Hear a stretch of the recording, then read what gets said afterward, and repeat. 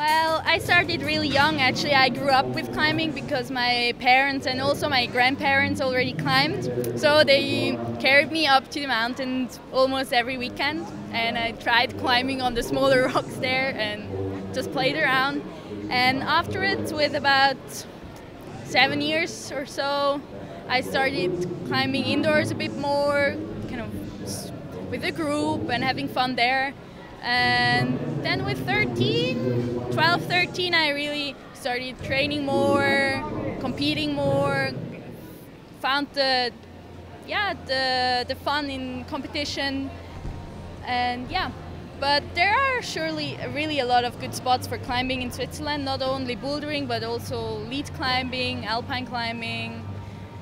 Yeah, you actually can find everything, but I think it's all main part is the bouldering with Ticino, Magic Wood, yeah, which are really big areas and really known with cool boulders.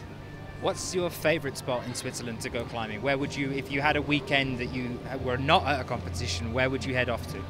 I think at the moment I would try to go to Magic Wood, because just with the wood and everything, I really like, yeah, the feeling being there, like the nature around it, with the river beside, and yeah, it's kind of vacation, and yeah. What are the kind of blocks like in Magic Wood? What kind of, I mean, are there any particular specialist moves that you would go to work on? What kind of projects are there? Well, at the moment I don't really have any projects anymore there.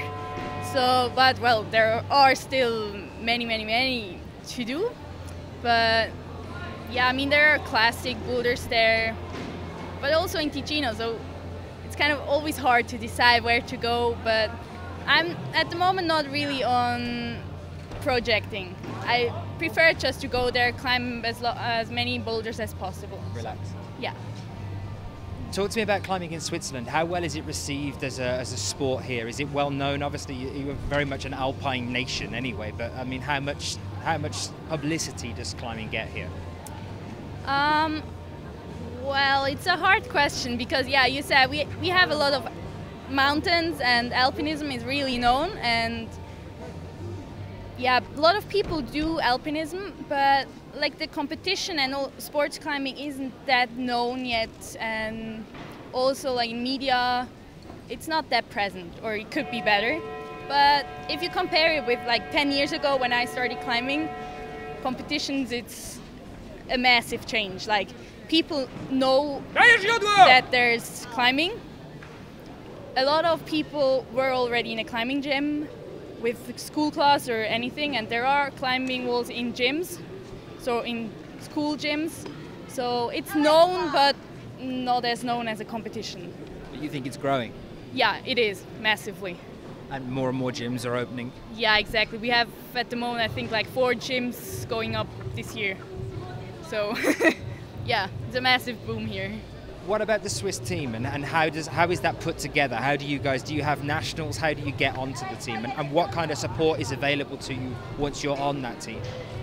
Well, we have the possibility to be actually part of the central team, like the Swiss team, but you also have the possibility to qualify for a World Cup in a trial.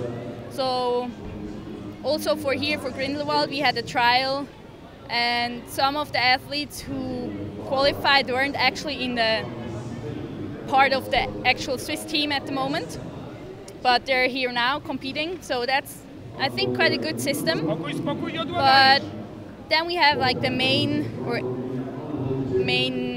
elite team, which train together sometimes if possible. We have like a part who trains in Zurich and the other part in Bern. Also a bit divided in a boulder team and lead team. But still a lot of us train alone, or yeah, just with other people, friends, individually. Yeah. Petra, thank you very much. Thank you.